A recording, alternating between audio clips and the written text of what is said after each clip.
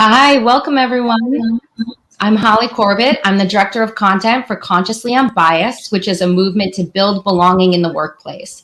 And our topic today for this LinkedIn Live is hard versus soft power. So hard power is given and soft power is earned, such as your ability to influence others through dependability and authenticity.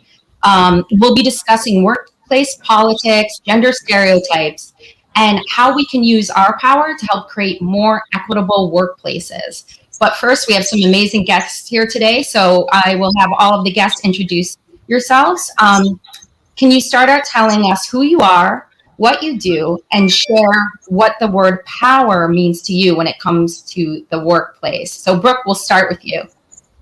Hi, I'm Brooke Foley, and I sell clarity for a living. I have a branding and strategy company, and we specialize in helping to move diverse businesses forward quickly. And we also support the diverse supply chain in expanding mindful spend, so helping them develop their diverse communication platform for supplier diversity. Power in the workplace is an interesting thing because I think the power extends into the home too. But it's in our work, and as we've defined it, it's the ability to affect others through influence to get what one wants. And there are respectful ways, there are obvious ways, and there are not so obvious ways. Great. And Laurel, can you share? Sure. Laurel Bellows. I run my own law firm and woman-owned law firm, and it is a business firm. Primarily, I negotiate employment contracts, separation agreements, change of control, transition for all executives, mid-level and above, and for corporations. So I am seeing, the use of power in many contexts every single day. But to me, power is wide-ranged. It's the power you have in your community, the power you have for yourself, the controlling your life, the power you have over your family, the power. But what it really means is your ability to influence, to advocate, your ability to impact the world, and perhaps because I am a strong believer that one person can change the world. So that's the exercise of power, which I know we'll be talking about. So. I love that, the ability to impact the world. Natalie. Hi, my name is Natalie Mcgrady, and I lead supplier diversity at Cargill. And I've been doing that for the last 3.5 years. I've been working in strategic sourcing and procurement for most of my career with multiple Fortune 500 companies. And power to me means that you have the ability to make a change, and you can use it in a positive or negative way. Thank you. And Francis?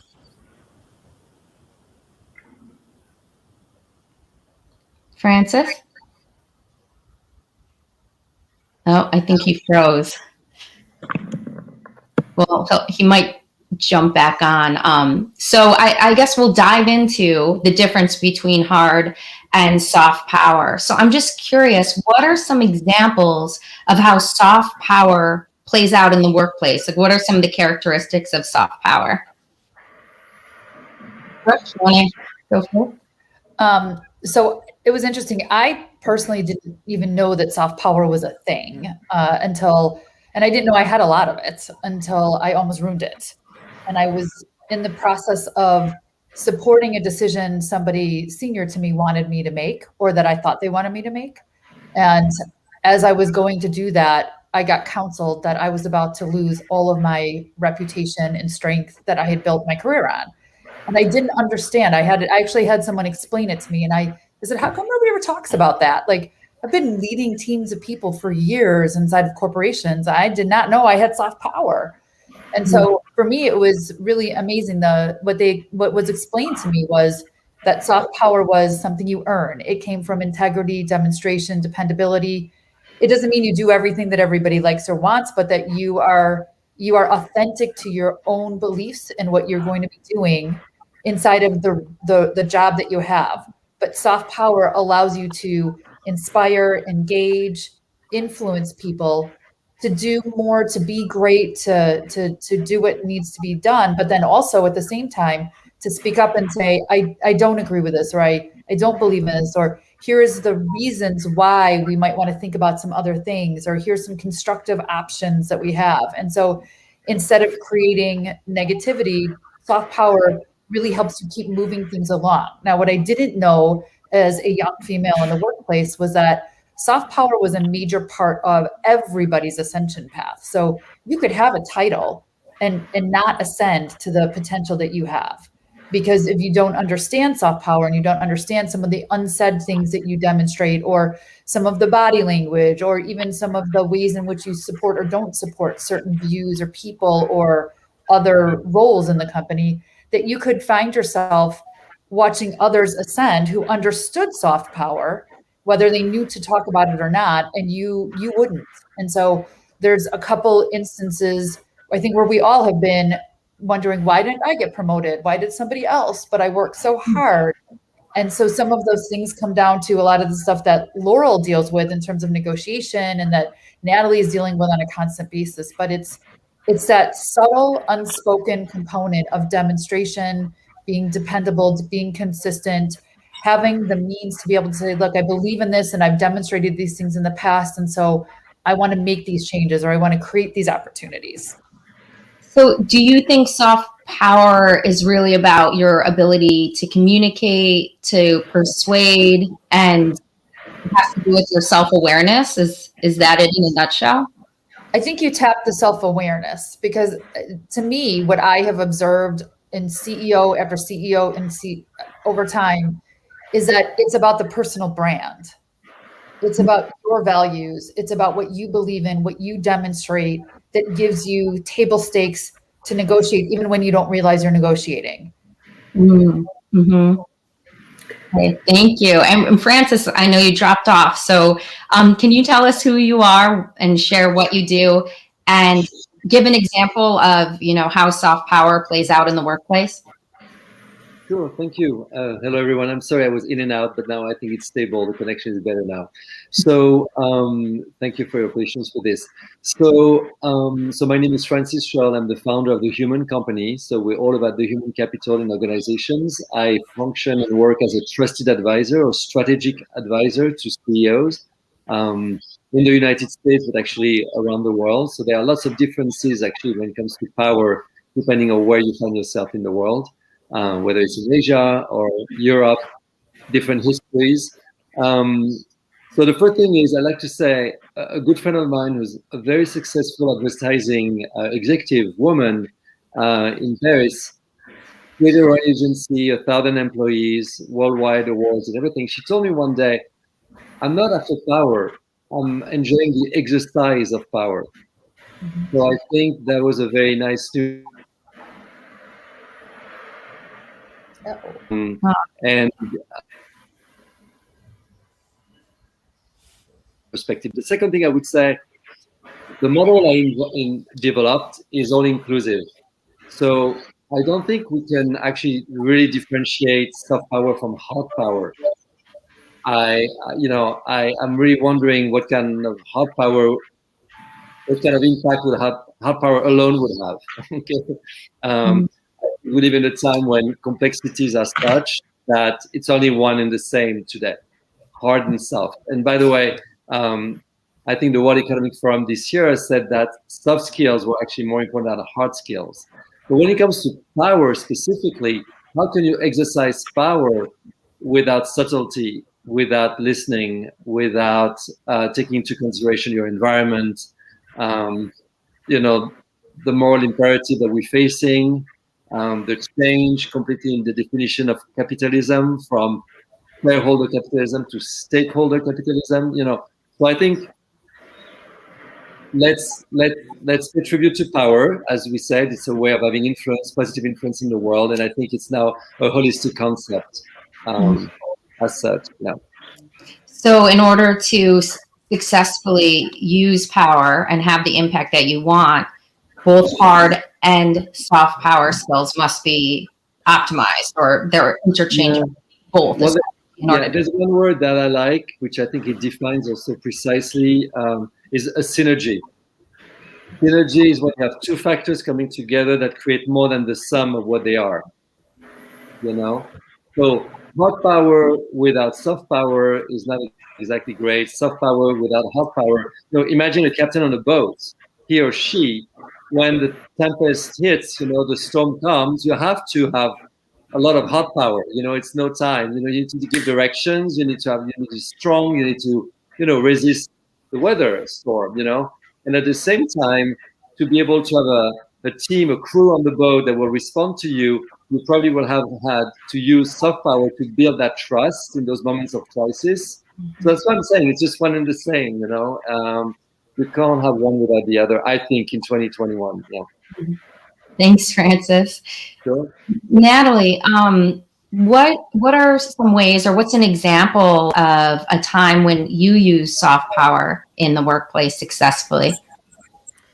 I feel like I use it every day, not early on in my career. And I think, like Brooke said, early on in my career, I was kind of like the bull in the china shop. And, I thought if I had people working for me, or if I had a budget or what have you, that was my power, right? And I was able to wield that power, not having to influence as much as I need to in my new role. So as I grew in my career, I started to do just that, use soft power. And doing supplier diversity is all about soft power. Typically, the supplier diversity leader doesn't write the contract. We don't have signature authority. We can't ensure a supplier gets business. What we're doing is encouraging our category leaders or senior leaders to take a look at the supplier, to understand that they could be a potential supplier for our supply chain. And so that's what I do every day. And one of the things, Cargill just rolled out an initiative around Black farmer equity. And I've been talking about Black farmer equity for 3 years, slowly encouraging and talking about it, bringing it in. Anyone who would listen, trying to find out what are the right connection points. And I think we miss that a lot as people who wield their soft power. That influencing skill that goes along with it. And it may not come exactly when you want that to happen, but you're constantly remembering what's the goal here. Our goal is to bring Black farmers into our fold. How do I get them in? Understanding the supply chain, understanding how we actually originate or buy cotton, all those things, and then softly kind of, chipping away at the organization in a way to say, boy, wouldn't this be a great initiative? Boy, wouldn't this be something that we should look at?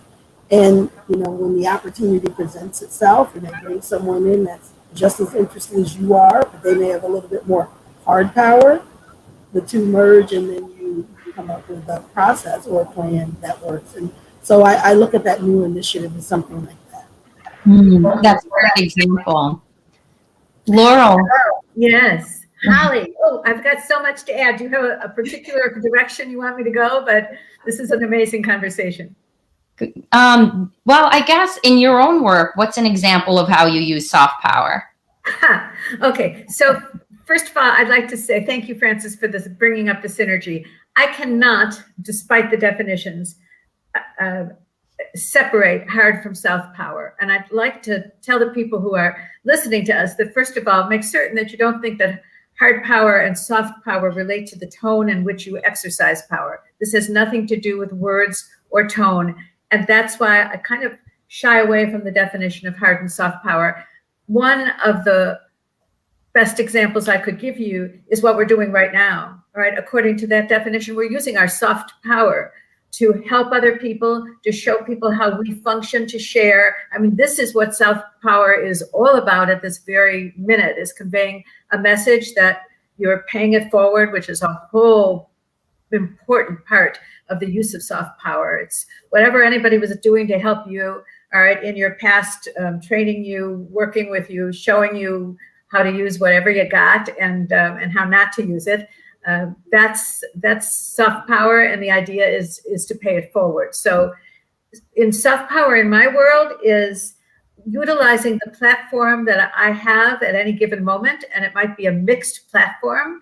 It might be the hard power platform of being past president of the American Bar Association. That's 400,000 members in 80 countries, but that's not really hard power. That title is nothing if you don't use that platform. So the concept is, how did I use that platform to advance the interests of women? And I'm talking about women of color and white women, and I speak to white women very directly because I have both hard and soft power and comfort to say, white girls, okay, white guys, black guys, help your sisters, all right? They're in a double bind, and the thing in life is a lot worse for them than it is for you, no matter who you are, all right? So that's a use of hard power. Certainly, I have the credibility to speak to that. It's a use of soft power because I'm basically telling you who I am and how I feel and where we can go together on any particular issue. So how do I use it when I'm negotiating a deal?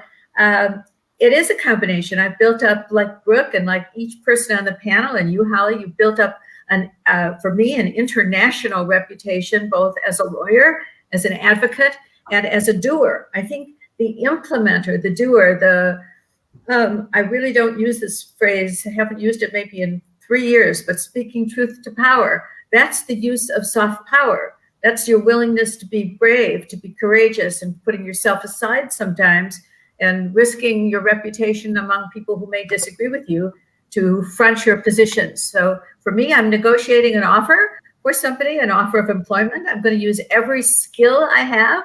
Preparation is a soft power, all right? Everything that I've learned over many years of practice, that's a soft power. The way in which people respond to me, do I use a hard or a soft tone? Am I negotiating based on facts or on feelings? Am I listening? Listening is a huge skill, and that's soft power, from being able to really listen to the words people are using to respond to you, their tone of voice, their speed, their formality. Really being the very ultimate listener is a huge soft power, and you use it immediately, because when you're responding based on what you heard them say, not on what you wanted to say before, or your strategy or your plan.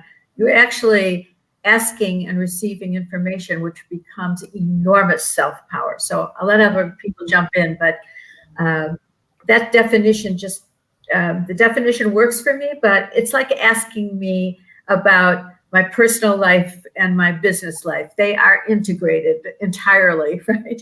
So soft power, use it, but don't necessarily use it with a soft and slow tone, because you might be effective with soft power, but you might be more effective if you're bulleting and emphasizing certain points, and that has nothing to do.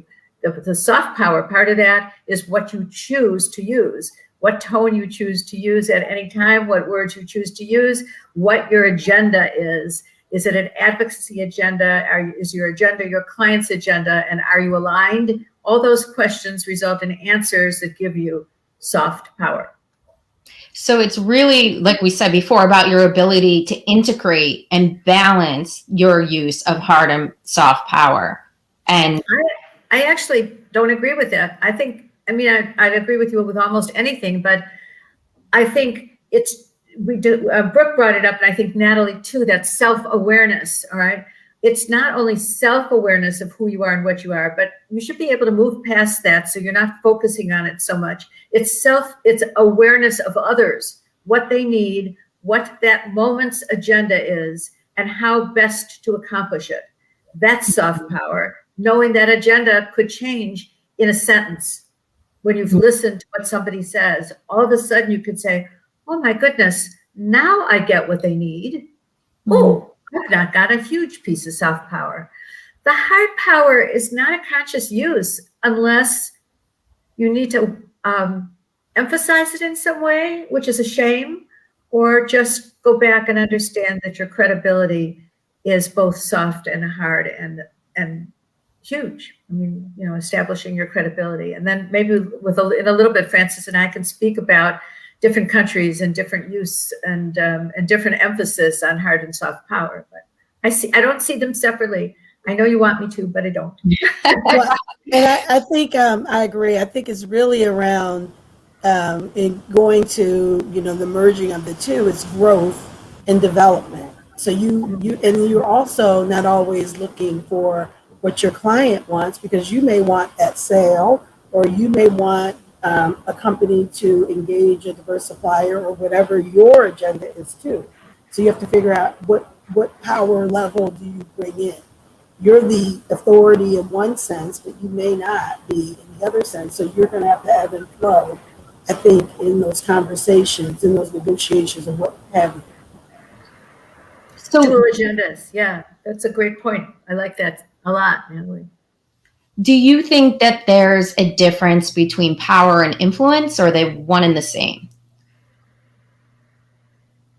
So, Brooke, what do you think? I'll jump in, but I think Francis and Brooke should jump in. Right? okay. I'm so excited that there's so many great minds on this topic. I love this discussion. There are times when they're the same, and there are times when they're very different, and you just need to feel it out and know what you're using and become aware of it. And so I always take it back to the personal brand. And like Laurel said, sometimes you're exercising something and you need to emphasize it. Sometimes you're driving for something and you have to be sensitive enough to pull back. But the ultimate power is not having to exercise the power. It's having gotten to that point, or bringing people along, or even bringing yourself along as you go. So do I think they're the same? Sometimes. Do I think they're different? There are times where I just have to say no. I responsibly can't allow this to happen. I'm the CEO, or I'm the mom, or I'm the board member, right? But then there's other times where I have to help. And I mean, you use kids as a great example. There is not a single child that won't bring a parent to their knees if the parent says, "Do what I said, I'm your parent," right? And none of us want to do that in any kind of negotiations or collaboration. So when you bring that out into the workforce, in order to get my child to do what I need, I have to give him a 10-minute warning, consequence, maybe sell him a little bit. I don't allow it to go into negotiating because that's a problem. But hopefully by the time I need him to do what I want him to do, he's there already and is taking care of it. And you apply those same things to business. Was that hard power? It was a mix, right? I'm the mother, I'm responsible. But did I influence him? Absolutely. Did I feel manipulative as a parent? I will 100% say yes. But it's in his best interest, right? Because he has to go to school, or he has to go to hockey, or she has to, sign up for classes. And those things you apply that to business, and it's the same thing, right? You want your team members to find their way. You want to guide. And at the same time, the outcome has to be for the better interest of the whole. That's a great answer. Does anybody else have anything they want to add? I mean, yeah, I can. Sorry, Laurel. No, please, Francis. Thank you. So, part of what we do is we, in a world where adaptation, imagination are so important, you need to give back autonomy to people a lot to create an agile workforce. So we offer leaders to actually choose for seeking influence rather than exerting control.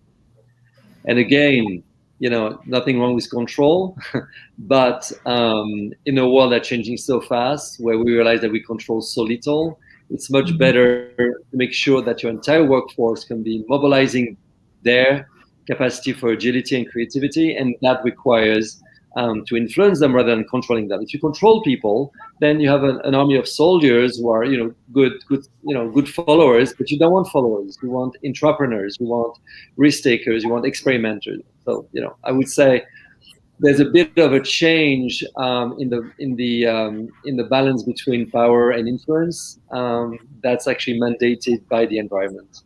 So I would love Francis to be in my workplace, all right? Because when I find that I have to exercise hard power, like being the boss, and I have done it once or twice in a particular situation, and I don't want to compare my attorneys and staff to children. They are not, right? They are advanced and talented people, right? Nevertheless, I find a lack of communication from time to time. And at first I might say, hey team, you knew exactly what was happening with this, and you were sitting in a meeting, you knew what was happening. That doesn't mean that I know. So how about coming out of that meeting and sharing with me what's going on with relation to a client that is looking to me for solutions as well. So could you keep communication going? Or proofreading, which I think all the new generation has maybe some trouble with.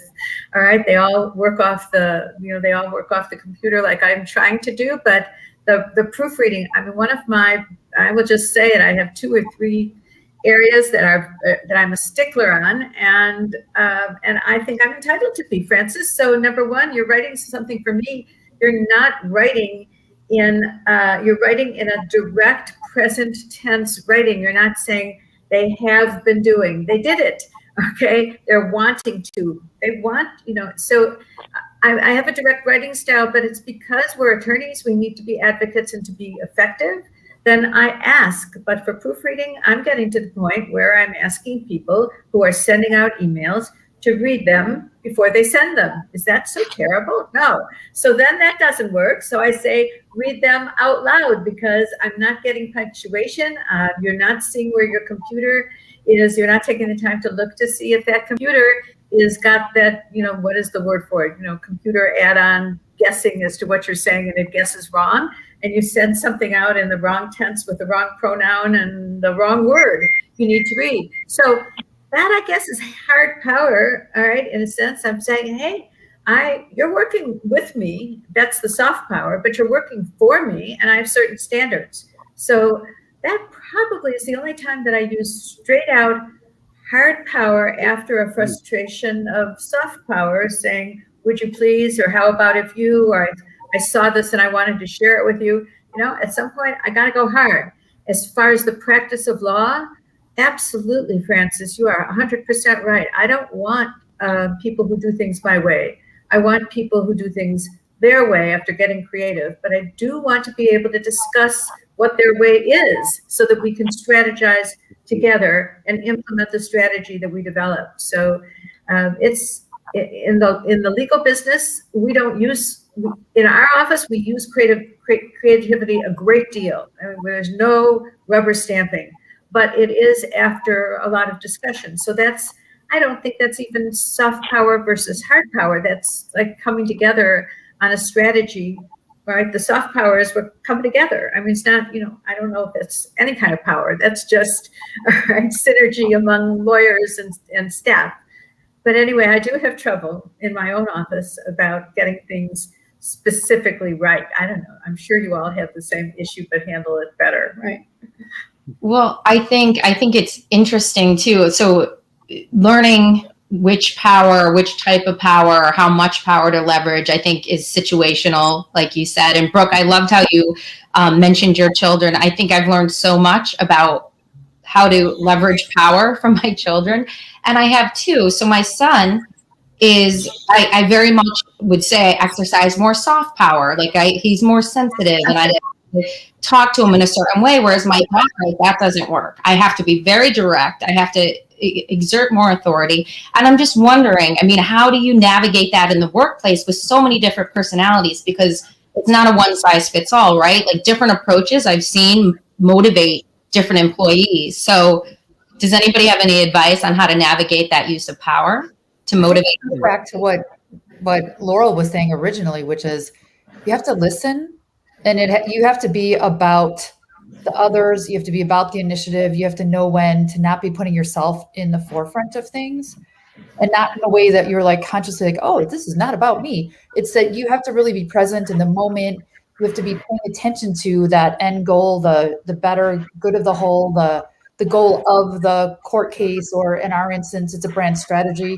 Oftentimes we'll be in situations and we have different team members that bring different perspectives on what we do for our clients. And we're sitting there, we're intimately deep inside of CEO level strategic thinking. And I'll say something like, yeah, I got to back off of this one. I can't see the forest through the trees. And someone will come with one perspective and another perspective, and then you have a debate going, and then you're able to allow that moment to turn into something of better value for the client.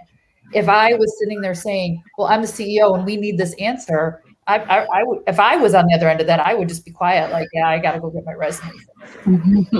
So it's the ability to understand, like, I have some team members where if I push on them, they will pull back, and they're beautifully strong and really, really talented. And others, if I just say something like, I don't know what I'm doing, they have enormous amounts of value to contribute. And then there's other instances where I can say to someone, we're not hitting the mark. We're not doing what we need to do. And they'll just go in and they're like targeted, like, wow, solve.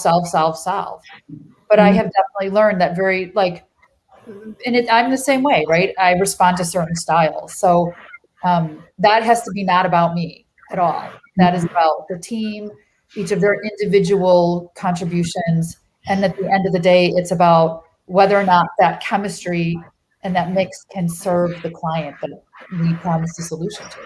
Yeah. Yeah. And Francis, you talk a lot about elevating intuition in the workplace. And I just would love to hear your thoughts on what role intuition plays in knowing when and how to exert your power.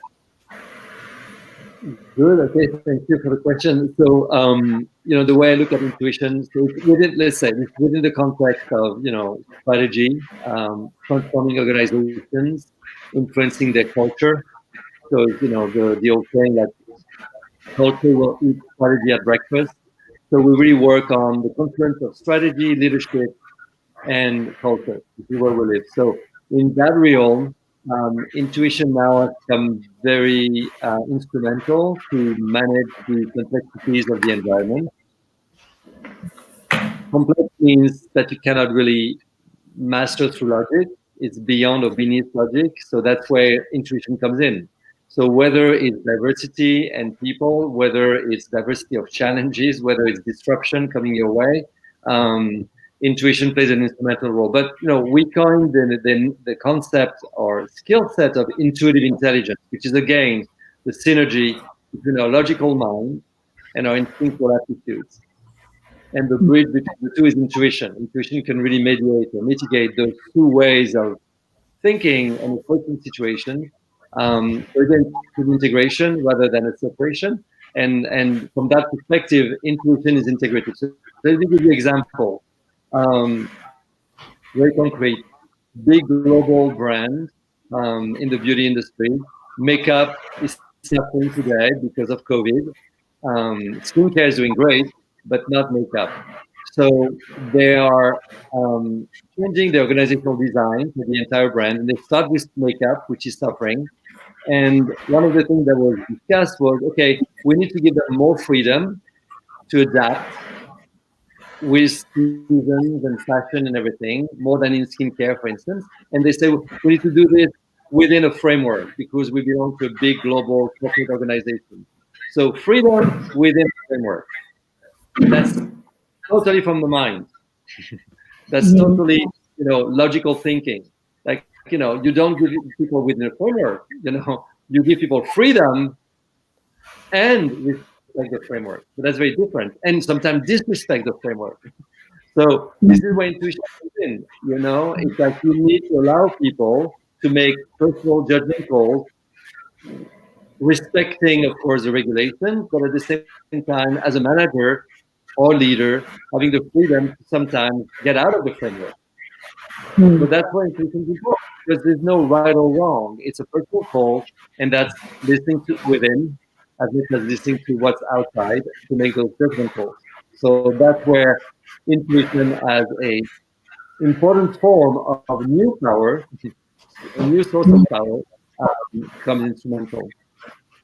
So for people who maybe haven't spent a lot of time cultivating their intuition or learning to listen to it, do you have like one tip on how leaders can better hone their intuition? And Brooke and Natalie, listening is essential. We spend, I think research shows that we spend about 3/4 of our life listening to people. 3/4 of our life? Yes, 3/4 of our time. Yes, our awakened time. And we've never been taught how to listen. Mm-hmm. So we do a few things, which is to listen to oneself. So it's through breathing. You bring people back to being mindful, so they can be in touch with the non-obvious part of who they are, the feeling part. And then we take this to actually a serious game that mirrors complex situation, a complex challenge by which they need, or whereby they need to solve the complex challenge within a time frame and with measurable results. And we show them that if they want to dominate the challenge with a strategy securing an outcome, they will never able to solve the complex problem. So Holly, yeah. Sorry. No, I'm sorry. ahead, I thought you had finished. All right. I was just going to say, I wanted to have Natalie jump in, and then I would like to talk about intuition after she jumps in with whatever she wants to say, and if she wants to say something. But I think she has a lot. Yeah. I was going, Natalie, I wanted to ask you about what role intersectionality plays in being able to leverage your power in the workplace. I'd love to talk about that. Yeah, I think in the prep we talked a little bit about being a Black woman in corporate America and being a woman, and the two merging together. And I think really as a Black woman, we kind of get away with a little bit more than other people, other ethnic groups, when it comes to yielding some of that power. There tends to be, in my experience, wanting to hear what we have to say, especially at the beginning of when you're joining a new organization, people listening. But somehow over time it kind of erodes. I don't know if it's psychological or subconsciously. I don't really need to hear what they say or she has to say. And then it becomes harder to get your points across. And so I think that influencing skill, building the network, you have to be able to build that network too. And it can't be a network of one type of person. It really has to be a group of people, and you as the individual have to figure out how do you yield your power, or be able to use that power in a way that will influence other folks, other groups. So I don't have just all Black women as my kind of board of directors. I have people like Brooke, who we talk on a regular basis, and we network together and we support each other. I have white men as allies. I have Black men as allies. So I think, and people of different cultures. And I think that is so important, especially in this world today, to be able to work with others and be able to understand the intersectionality between race and being a woman. And then how do you use those different power levels? I hope that makes sense. That makes a lot of sense. And I know, Laurel, you wanted to talk about power and how it plays out in different cultures in Francis. So I'd love to hear a little bit about that. Well, so first of all, if I might, I wanted to talk for a second about intuition. I've been finishing a book on negotiation and studying a great deal about the brain and the commonality and the use of your brain in negotiations, and have discovered quite a bit about all the things that we think that we're doing consciously really are our own brains, and they're working for us. So to talk to people about using intuition and paying attention to it, I just want to indicate that intuition is not something out of space. Intuition is coming as a signal from your physical brain, its interconnection and networking, unconscious and conscious brain coming together to give you a signal about what in your mind to be what's actually happening, and perhaps a good decision. Now you have to watch out, because that intuition can also be coming from your amygdala, which is the fight or flight, don't take a risk, be conservative, Laurel, okay? But mostly that particular intuition, if you pause more than 6 seconds, that's all right? That intuition translates into your thinking brain, all right, as opposed to your reptile brain. And now you're beginning to use intuition that's coming from your knowledge of your entire brain in there, working to give you a little hint as to what you really do know about the situation. So intuition is something you cannot ignore. You can weigh it, but you can't ignore it, because it is based on a whole range of years and years of experience with some pretty significant DNA thrown in to pepper it. So that I wanted to indicate is, exceedingly important these days. just like when we tell somebody with a problem to sleep on it, okay, the reason it works is because your brain in its subconscious state, in its very deepest subconscious state, is using its several trillion connections in your little tiny brain, all right, to bring into the front for you somebody you don't remember ever meeting, some circumstance you can't possibly remember. And then in that shower in the morning, you're coming up, you're going, oh, I've got the solution. All right. Oh, that's so easy. Cool. I can just call Brooke and she'll tell me what to do. Or I just met Francis and Natalie. They got it. Right. But you're using your brain. Right. And so that's what's pretty amazing. And that happens consciously and unconsciously, but mostly your brain is working subconsciously to assist you. So don't wipe that message away of any kind at all, and use it. We can talk about in my work. So I do a great deal of work in Latin America and actually Asia, and I'm negotiating employment contracts and separation agreements for executives all over the world. Sometimes because a large corporation that has a China function and has a significant officer who's maybe a head of marketing or communications in Asia, all right, and it's a US global corporation, they say goodbye to that person, and that person has to decide, how they're negotiating, what they're negotiating, and who I'm negotiating with. But everybody has different, every organization, every country, every culture, even within the United States. I'm negotiating with New York, I'm negotiating with Alabama, I'm negotiating with Los Angeles, and I'm negotiating with Kansas. And obviously I come from the heartland. So you need to think about, all the time as you're listening, but also as you're planning your own agenda, who's on the other side, all right? What is their power, hard and soft? What are they going to use to influence me? And then one more thing, and then, I'll let Francis talk about some of the areas we can, and there's macho power definitely that's quite vibrant and blatant in Latin America, where there's macho power in Asia, but because of the very soft culture, it will never come to the front. You'll see it, all right? But it is not ever, there's no boastful quality about Asian macho power, although Francis might disagree with me. But in any case, I forgot what I was going to say, so I'll jump in later. Francis, talk a little bit about power across culture and how it plays out. And Francis, I think you're muted.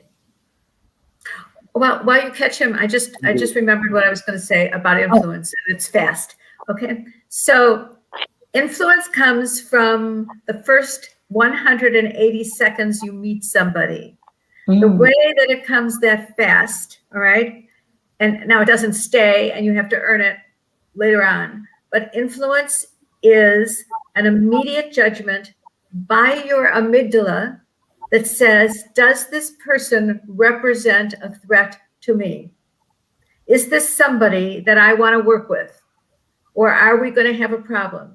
If that amygdala identifies you as a non-collaborator, as somebody who's rough or nasty or you don't want to deal with, that decision is going to come to you in a second. It's going to work against you. So every single time you meet somebody new, okay, no matter for how long, you want to have your smile in place or your warmth in place. You want to convey to everyone and be, if you can, authentically open. If you can convey that in 180 seconds, all right, and that's a long time. And if you can convey it in the first 10 seconds, the other person's amygdala will say, open up and listen. And your influence, you can get in, all right? If you can't get in, to use the other influential powers that Francis can talk to us internationally about, that's an opening that closes down, possibly forever. Much, almost impossible to recapture. Great advice. Francis?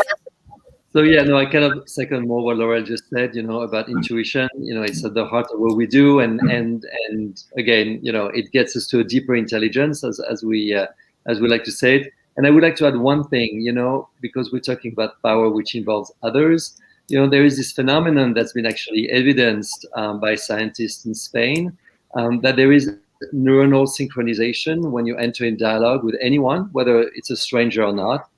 And that's actually, we can't really think our brain as a brain. There's a collective brain, and there are things happening in Tokyo at the time when we're talking that are just being transmitted in the most non-linear manners, and what's true at a two people level is true at the collective level. So that's true in organizations. And that's something that you can actually work with, and that we get executives to work with, so that they can actually emerge a form of collective intelligence to move group, which is important, because inertia in those times today, is really a real problem in organizations. So now, moving on to culture, it might be surprising, but it was easier for me to do business in Japan on a regular basis than actually move to the United States and live there. There was a bigger cultural difference for me in living in America than doing business in Japan. One of the things I've learned in Japan, is that the higher the hierarchy, the less you talk and the more you listen. So I've been sitting on meetings with CEOs of big, very respectable organizations in Japan, and they would not say anything. And the conversation among people sitting around the table is about anything and everything, meaning not to do with the real business matter. And so you're really confused, because you think, but what's happening? We're not talking about what we're here to talk for. But actually, it's not the words that matter to them. It's everything that's not said.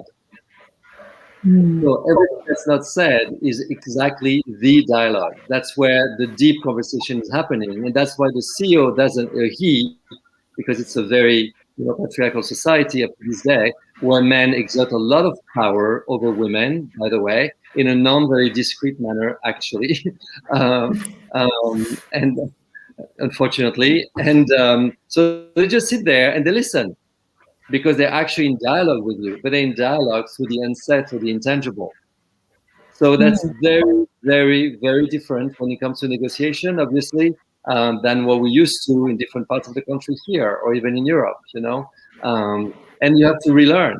You really have to relearn. And as Laurel said, the first impression will, run a long time, because they will not listen to your words to trust you. They will listen to what you not say to really develop their judgments, about yourself. And are gestures a big deal, Francis? Are gestures a big deal? Or when you think about the society and how they negotiate? Eye movement. The way they look, the way they look to the side is very telling. And yes, there are some symbolics too. I'm not as familiar with them, but it's really it's very, very, very, very, very different. Very, very different. But then the thing is, once you sign a contract with them, the check will arrive on time. Everything will be smooth. It's like a machine. And you don't know. There's no warning as to when the contract will be signed. One day you just receive, an email, and then like, wow, it's signed. And then you can be assured that everything will go well. You'll be paid on time or before time. Just the same way they arrive early to every meeting.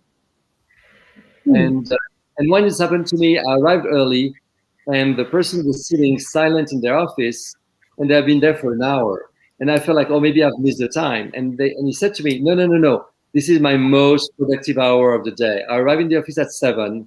I don't take any meeting, and I just sit at my desk for 1 hour in silence. And that's my most productive time of the day.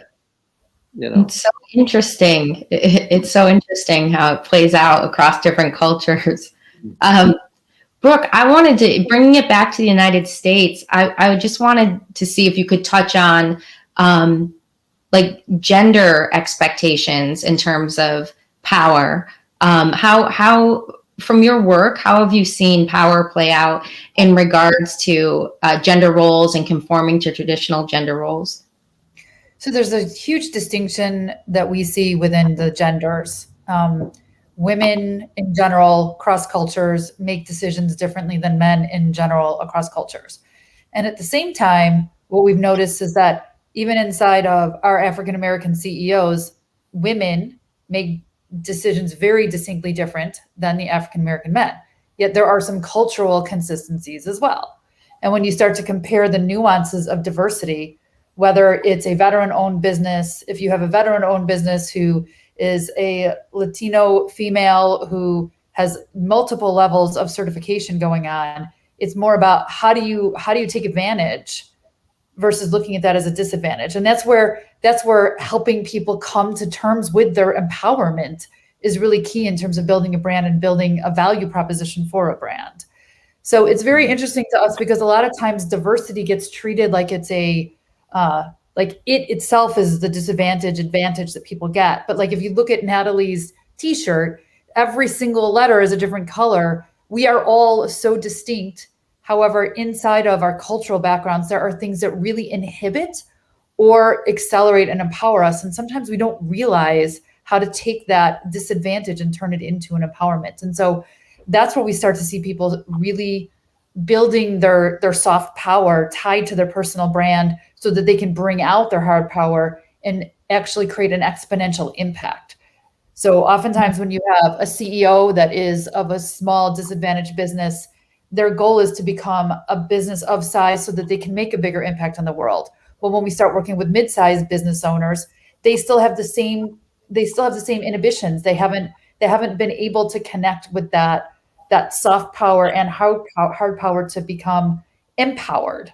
And that's when you start to see businesses become beautiful regardless. But I would say that for each of us, there is invisible and visible diversity that plays into that. And we do a lot of work across a lot of companies dealing with that. And when we share that notion with a diverse business owner, or even just a small business owner, and a small business owner for us could be anywhere from 3 million to $1 billion, right? They're not inconsequential businesses. They are able to start looking at how they can move the systems and the engineering of their companies differently based on what they now see as an advantage. With a smaller business, they actually have a bigger advantage because they don't have as much holding them back from creating the changes that they want to be able to make the business work the way that we want. So something huge that we saw inside of the pandemic was that our businesses under $1 million that we work with were able to innovate and move, and they were able to adjust much faster with much more nimbleness because it was a matter of them just getting grounded, feeling comfortable within their power, being able to understand the empowerment they had with the staff that they had. Whereas some of our larger businesses, it was about figuring out, okay, now how do these brand tenets affect the overall operation, and how does that now affect delivery inside of a whole bunch of systems? And so size matters too. It's really fascinating to watch businesses and business owners and even their teams come to terms with their own powers inside of the construct of the brand.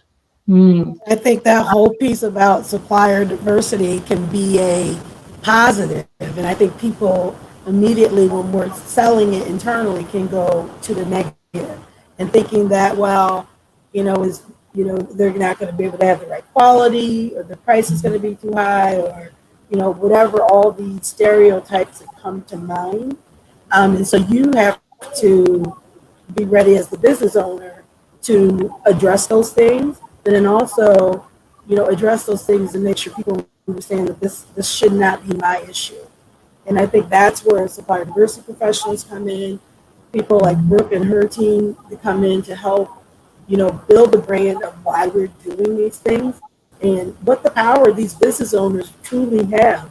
And you think about this past summer and all the things that happened, where do Black businesses now fit? Where do they sit within your business? How are you using them? Are you using them? And a lot of companies are finding out they don't use a lot of Black-owned businesses. Natalie, that leads me to, I want to be respectful of everyone's time. So our last question, but it's directly related to what you're saying. I would love to hear from each of you how leaders can leverage their power for good to help create more equitable workplaces.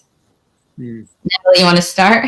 Yeah, I'll start. I think leaders have to demonstrate that they care, and they have to be the ones speaking about inclusion and diversity, and really keeping the conversation alive. One of the things that Cargill has done is we've moved from, we have a safety moment at the beginning of meetings, most meetings, large meetings, and team meetings. And now we have safety and inclusion and diversity moments, right? What's and a so safety moment? a safety moment would be, during COVID, we would talk about mental health as a safety moment. We would talk about, outside of COVID, we would speak to plant safety or workplace safety, or, walking around and making sure your path is clear, the weather's changing, things like that for safety of employees. And when we started to think about how inclusion and diversity was also something that we could talk about at the beginning of the meetings, to talk about the safety of your employees of color, feeling comfortable having these conversations. So people started to bring in inclusion moments, which is really great. And our CEO, went out and said, we're going to start meetings with inclusion as well. And that's been very helpful. And to spur a conversation around diversity and inclusion in a small group or a large group. I love that. So it's creating the space to have those conversations. It's 5 great. minutes at the beginning of a meeting, and then you move into the topic that you're there for. It's really helpful to make people feel comfortable. Amazing. Francis? No, I mean, I can only second what Natalie said. We've done some work around diversity and inclusion, as I said before, I think with the National Association of Women Business Owners. And one of the big thing is awareness. You realize that actually people who don't go through the challenges that people of color or minorities go through, they just don't have the experience. So it's hard to have the awareness. So the awareness is the first thing. Awareness comes from sharing, from sharing testimonials, and that's not easy. I mean, it's incredible what you hear in 2021 about what people of color go through in the workplace. It's incredible. So, I mean, that has to be shared. It has to be shared and acknowledged, so that the moment of safety makes sense. For everyone, they understand that it is a requirement for everybody to feel included, and I think that's the big thing. You were saying, like, you need to demonstrate. I think diversity part is easier today than ever before, but the inclusion part remains extremely difficult, because you need to, first of all, have everybody feel like they've been heard and understood. And it's very hard to feel people that they understand. If you don't know what they go through, how can they feel understood by somebody who's never had what they explained that they had? It's very complicated. So inclusion requires proper work. It's a real investment in the process, because it's not something that can happen like checking a box. And we designed a process to do this, but I think leaders need to commit to it and be part of it, and put a lot of thought and energy to it, for it to become bit by bit a reality. Francis, where can people go to find out more about the process that you created? So they can go to different websites that we have. So the website on gender equality is called No Better World Foundation. KOW Better World Foundation. That's where we collaborate with NOBO, National Association of Women Business Owners. And otherwise, I created this online academy called the Squircle Academy, Squircle, SQUIRCLE Academy, so that we can impart all those different seminars, throughout organizations. But they can find me on LinkedIn. That's probably the easiest, at my name, and then send me a message. I'll be more than happy to relay some information. Yes. Amazing. Thank you. Laurel, I see you're back. Our last question is,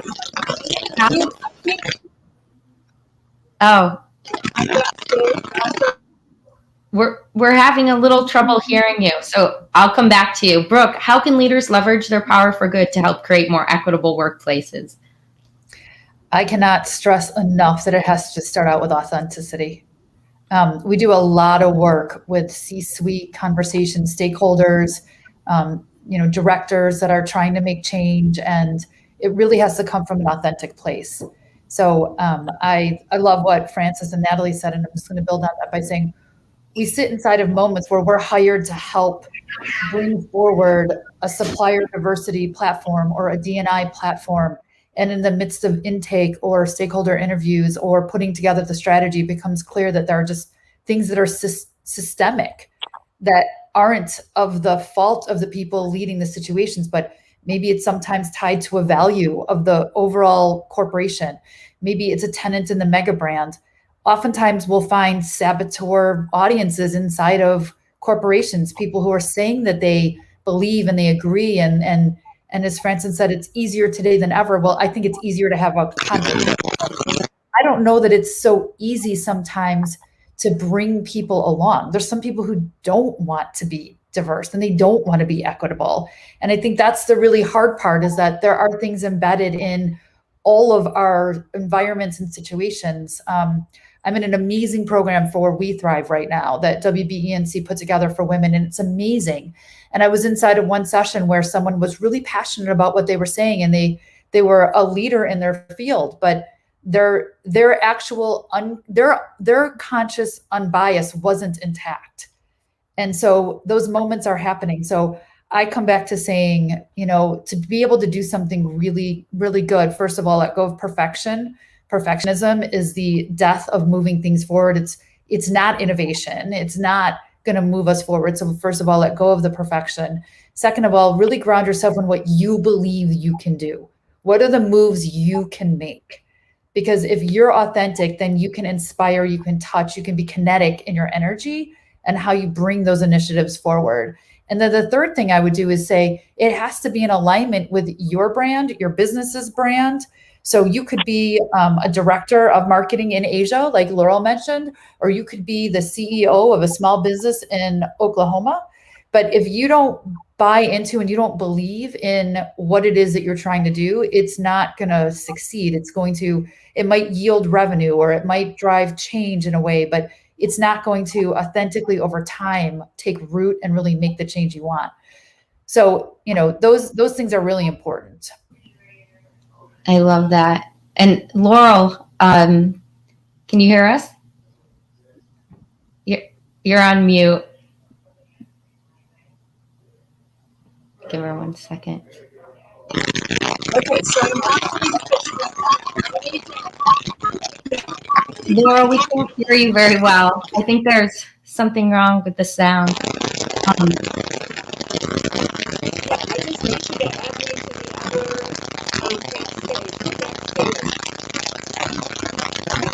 The sound isn't working. Well, we can get Laurel's answer and we can put it in the show comments afterwards. But I just want to thank all of you for joining this conversation. I learned so much. I hope our audience learned so much. And thanks again for being on the show. Thank you, Holly. Thank you. This was great.